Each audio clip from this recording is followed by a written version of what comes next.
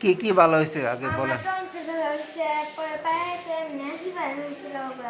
তোমার টনসিল, আমার ওষুধ খেয়ে টনসিল ভালো হয়েছে, মেজও ভালো হয়েছে। কতদিন টনসিল ছিল, কতদিন ভুগছিল, কতদিন ভুগছিল আপনি বলেন, আপনারও ভাইরাল করে দিই। কতদিন ভুগছিল বলতে 1 বছর ভুগছিল। এক বছর মানে টনসিলে ভুগতেছিল, অপারেশন করার জন্যই বলছিল ডাক্তারেরা।